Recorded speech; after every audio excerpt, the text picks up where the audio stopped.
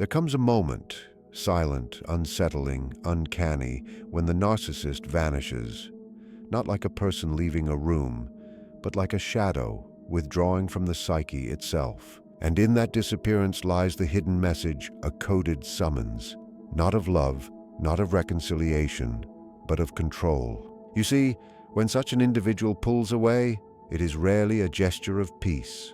It is an invocation, crafted with the precision of someone who understands your inner archetypes better than you understand them yourself. They retreat so that the tension within you grows.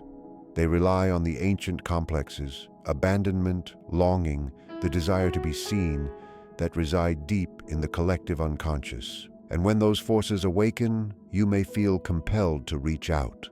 Not because you choose to, but because something unseen within you stirs. This is the psychological snare. Their silence is not emptiness, it is design. Their distance is not freedom, it is bait. Their absence is not the end, it is the beginning of your pursuit. But remember, what withdraws expects to be chased. Strategic withdrawal is an intentional psychological maneuver in which the narcissist retreats, not to create peace or reflect on the relationship, but to provoke an emotional response in the other person. This withdrawal is performed with quiet precision, often occurring after moments of intensity or connection, because the contrast makes the absence feel sharper and more disorienting. The silence functions as a psychological stimulus, an activation of uncertainty meant to stir inner conflict. In the Jungian sense, it touches the unconscious regions where unresolved needs dwell, especially the desire for validation, harmony, or closure. The individual on the receiving end begins to wonder what went wrong, and in this wondering, a psychic tension forms. The narcissist anticipates this tension and relies on it. Strategic withdrawal does not operate like normal distance or emotional space. It is calculated to create an imbalance between presence and absence. When the narcissist was present, there may have been laughter, intensity, or the illusion of profound connection.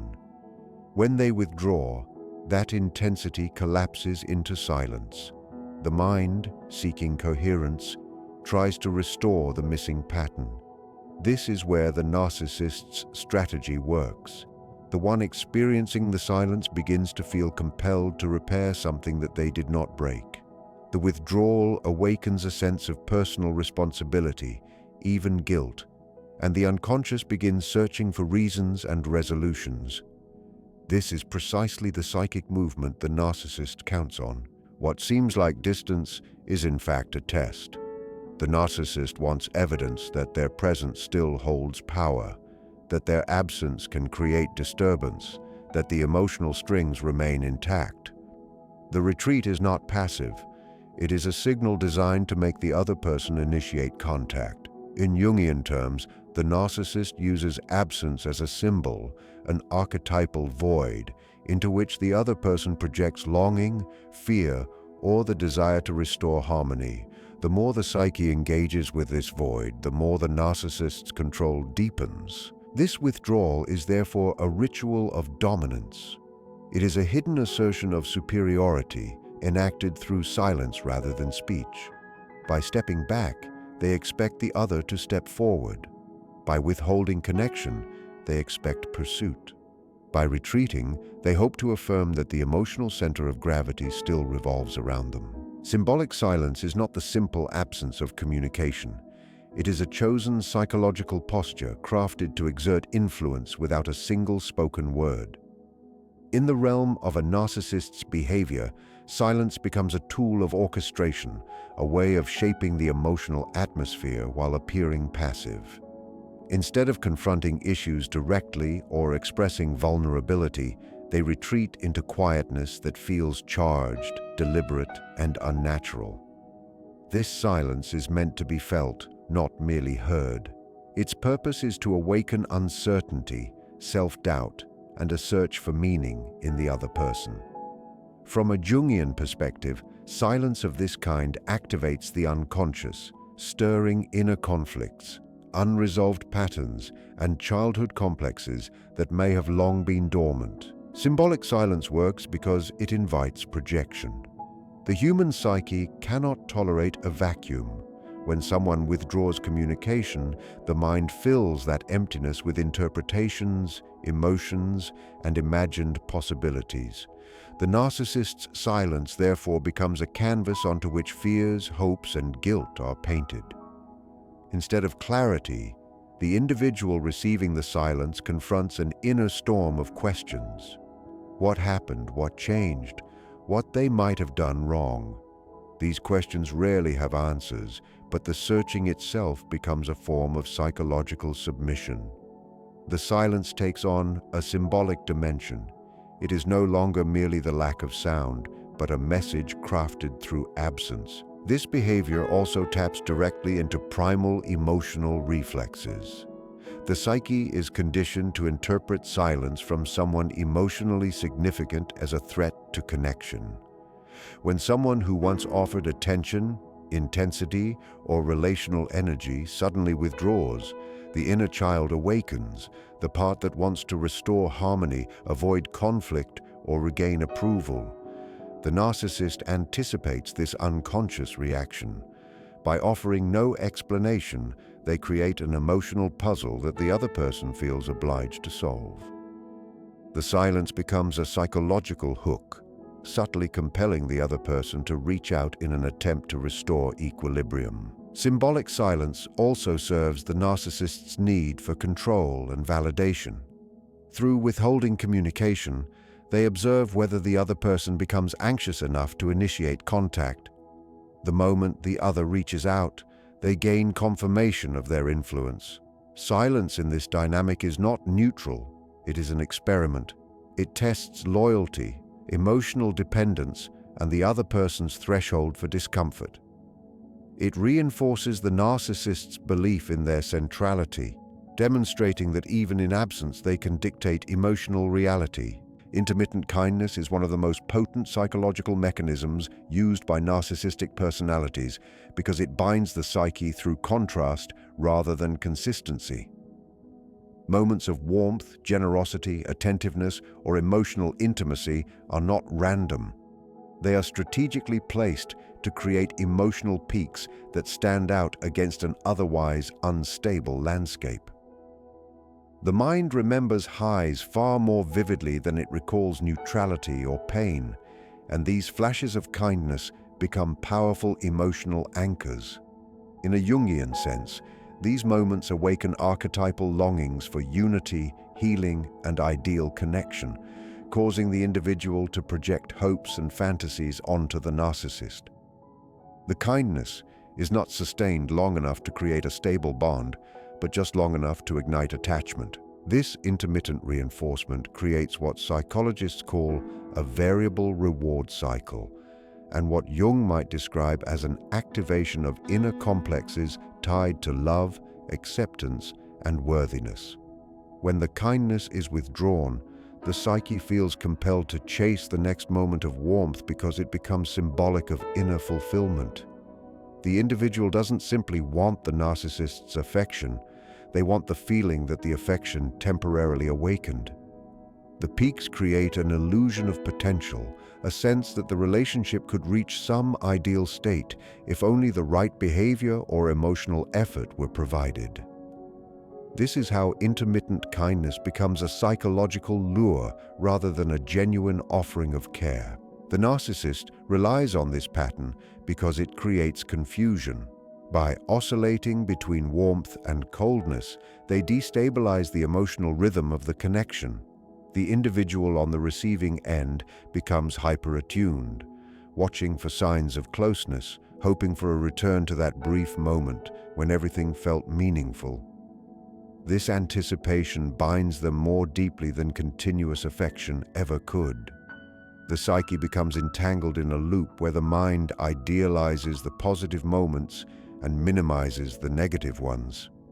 The narcissist's kindness becomes mythologized, taking on symbolic weight that far exceeds the actual gesture.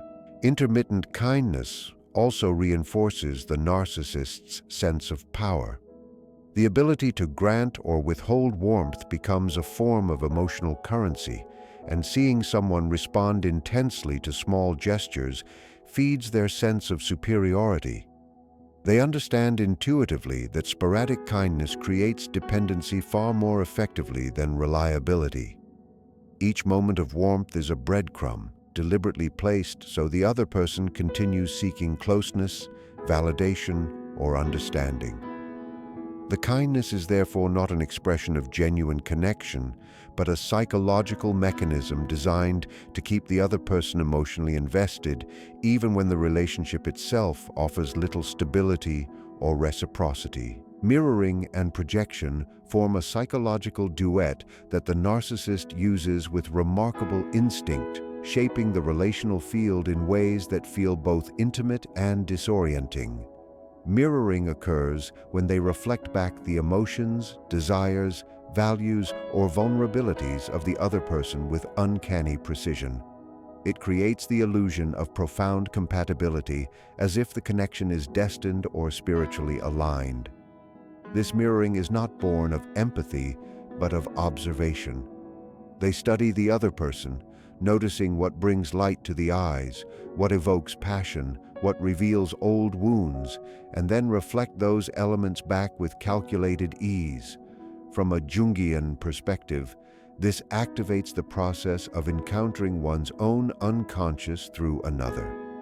The individual believes they have met someone who finally understands, when in reality, they are encountering their own inner image projected outward. Projection, on the other hand, is the narcissist's way of externalizing qualities they cannot face within themselves. Qualities such as insecurity, envy, or guilt are pushed outward and placed onto the other person, often subtly at first. They may accuse the other of intentions or emotions that are, in truth, their own. This dynamic becomes confusing because it distorts reality while simultaneously triggering the other person's shadow, the part of the psyche that holds disowned traits, fears, and unresolved conflicts. The individual begins questioning their own motives, wondering if the accusations contain truth or if there is some unconscious flaw manifesting in their behavior. The narcissist uses this confusion as leverage, maintaining psychological dominance through emotional distortion. Mirroring binds the individual through idealization. Projection binds them through destabilization. Together they form a psychological trap. The person feels seen in moments of mirroring and then suddenly misunderstood or blamed during moments of projection. This creates a longing to restore the earlier harmony, to return to the version of the connection that felt so radiant and affirming. The narcissist anticipates this longing and uses it to maintain control.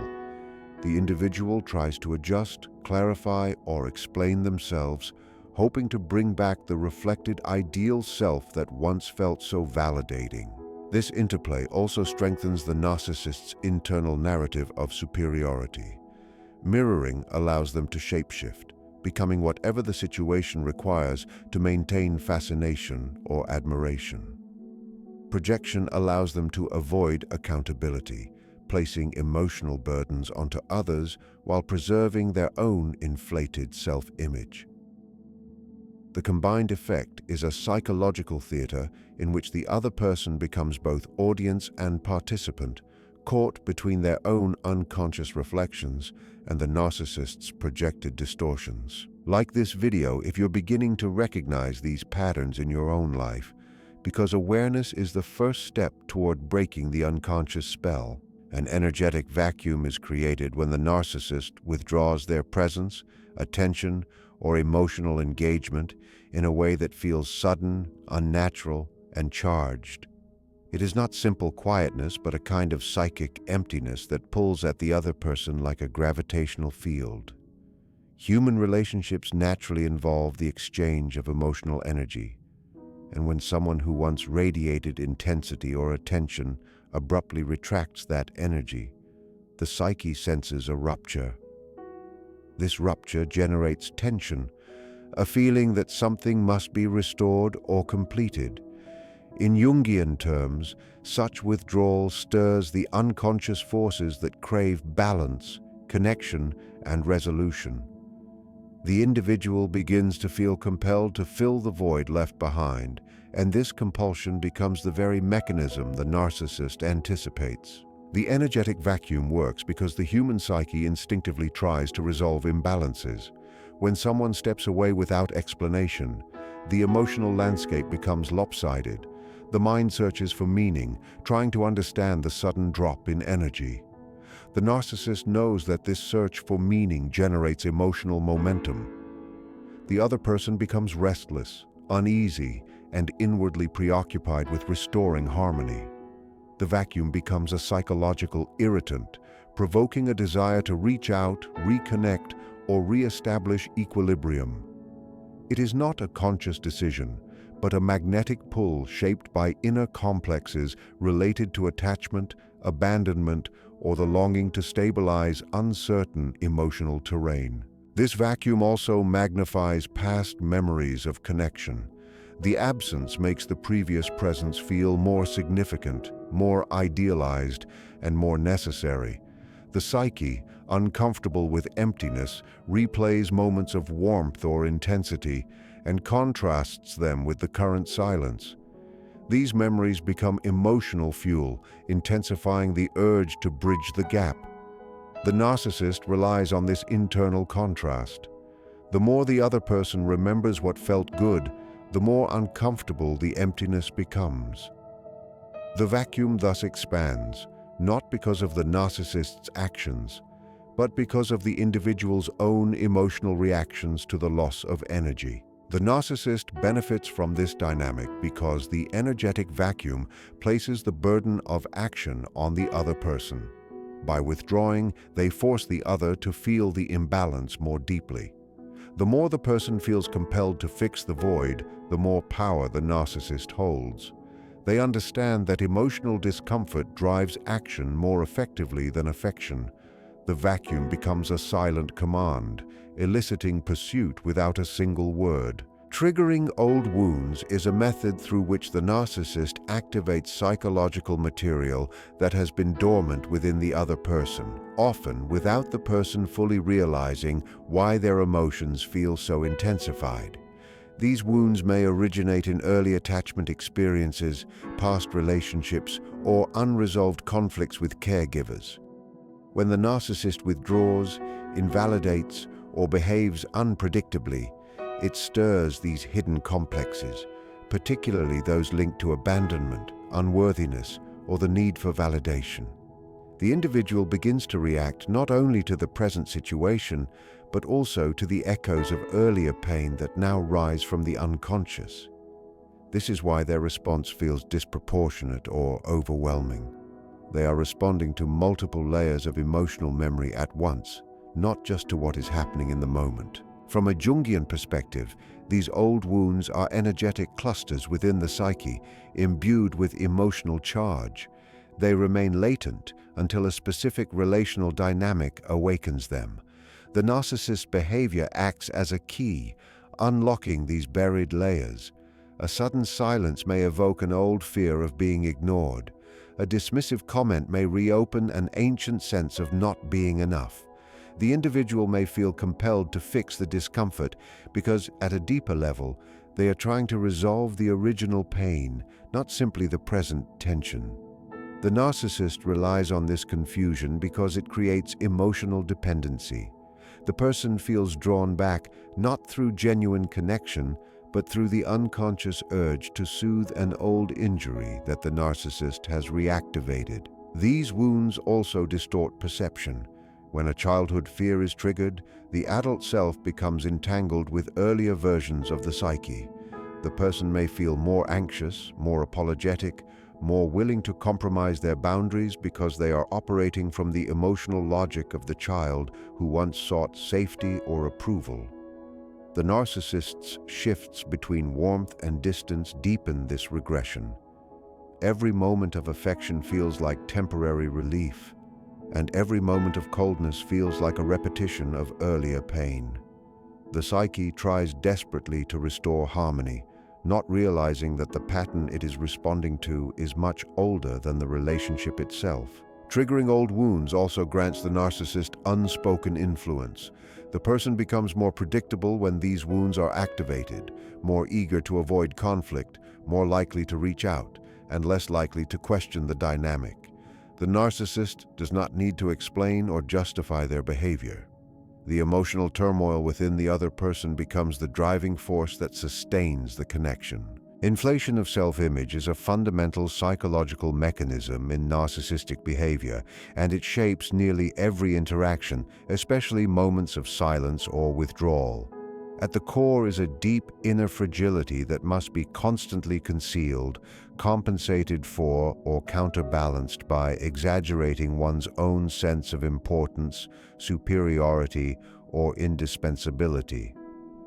When the narcissist pulls away and waits for the other person to reach out first, it is not simply a strategy, it is a ritual designed to reaffirm the inflated self they must believe in to maintain psychic stability. Each instance in which the other person initiates contact becomes symbolic proof that their self-image is justified, that their presence holds power, and that others orbit around them. From a Jungian perspective, this inflation reflects an ego swollen beyond its natural bounds, attempting to dominate the psyche rather than integrate with it. This inflated self-image is fragile, not solid. It requires continuous reinforcement from the outside world. The narcissist's silence becomes a stage on which they test whether the audience will remain attentive, even when they offer nothing. If the other person reaches out, it feeds the narrative that they are special, desired, and worthy of pursuit. They interpret this not as a relational impulse, but as confirmation of their elevated status. The ego thrives on this dynamic because it transforms relational tension into validation. Every message received after a period of withdrawal becomes psychic nourishment. At the same time, the narcissist's inflated self-image cannot tolerate vulnerability or accountability. By stepping back and forcing the other to initiate, they avoid scenarios that might reveal their emotional need or expose insecurity. They place themselves in a position of superiority where they appear detached, unbothered, and in control. This stance protects them from any internal sense of inferiority. The withdrawal becomes a shield that keeps the ego elevated, preventing the collapse that would occur if they admitted uncertainty, fear, or longing. This inflation also distorts their perception of the relationship. They come to believe that others should naturally seek their attention, resolve conflicts on their behalf, and adapt to their emotional absences. When the other person complies, it strengthens the narcissist's conviction that their elevated self-image is accurate. When the person resists, the narcissist often interprets it as a threat, responding with further withdrawal, blame, or emotional coldness to reassert dominance. The ego must remain inflated, and any challenge to it is quickly met with defensive maneuvers. This pattern becomes a loop in which self-inflation guides behavior, and the behavior reinforces the inflated self, creating a closed psychological system centered entirely around maintaining superiority. Fear of losing control is a deeply rooted psychological force within the narcissist, often hidden beneath the surface of confidence and emotional detachment. When they go silent or withdraw, it may appear as though they are completely indifferent, but the truth is more complex. Their silence is frequently a defensive maneuver to re-establish dominance over the emotional landscape. Control is the axis around which their sense of self turns. Without it, their inner world feels unstable, threatened, or exposed. When they sense that the other person might detach, question their behavior, or reclaim emotional autonomy, the narcissist's fear intensifies. This fear is rarely acknowledged consciously. Instead, it manifests through behaviors that push the other person to pursue them, restoring the fragile equilibrium they depend on inside. This fear arises from a profound insecurity. Narcissists often construct a grandiose exterior precisely because their inner self feels fragmented or unanchored. Control over others, especially emotional control, becomes a way to stabilize the inner chaos. When the narcissist withdraws and waits to see if the other person will initiate contact, they are testing their ability to influence emotions from a distance. If the person reaches out, it reassures them that the bond has not been lost, that their presence still has gravitational pull, and that they continue to hold psychological significance. Without such reassurance, the narcissist risks confronting feelings of insignificance or abandonment that the ego cannot tolerate. From a Jungian perspective, this fear represents the shadow aspects of the narcissist's psyche, the parts that feel powerless, unseen, or inadequate. Because these aspects are disowned, they must exert control externally to avoid facing them internally. Waiting for the other person to reach out becomes an attempt to affirm that their inflated self-image is intact and that they remain central in the relational dynamic. When someone else makes the first move, it restores the narcissist's illusion of superiority, calming the anxiety that lurks beneath their detachment.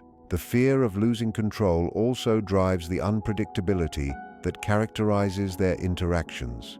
Sudden silence, emotional distance, or withdrawal are not random. They are tactics driven by the fear that the other person might no longer be influenced by them. The narcissist often believes that if they do not dominate the emotional tempo, the relationship will slip out of their hands. This anxiety fuels their need for constant validation through pursuit. The moment the other person reaches out, the narcissist feels reassured that they remain the one who dictates closeness and distance. The fear recedes, not because the relationship has healed, but because control has temporarily been restored. In the end, all of these behaviors, withdrawal, silence, bursts of warmth, projection, psychic tension, the stirring of old wounds, the inflation of self, and the fear of losing control, form a single underlying pattern. They are not random acts, but ritualized maneuvers meant to shape your emotional reality. What appears as indifference is often a calculated test. What feels like connection is frequently a reflection of your own inner world mirrored back at you. And what feels like longing is often the activation of ancient wounds that never received closure. To recognize these patterns is to reclaim the fragments of yourself that were scattered through the dynamic. The moment you see the mechanism, you loosen its grip. The moment you understand that their silence carries intention, you begin to withdraw the power it once held over your psyche. And the moment you realize that the conflict you feel inside is not a call to reach outward, but an invitation to look inward, you step out of the cycle entirely. Awareness is liberation. When you see the pattern, you no longer chase the illusion. You no longer mistake psychological tension for destiny.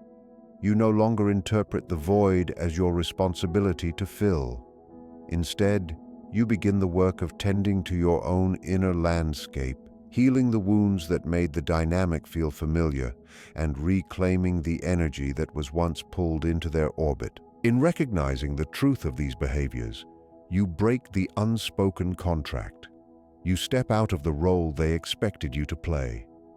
And from that moment on, their silence no longer commands your voice, their distance no longer controls your movement, and their absence no longer defines your worth.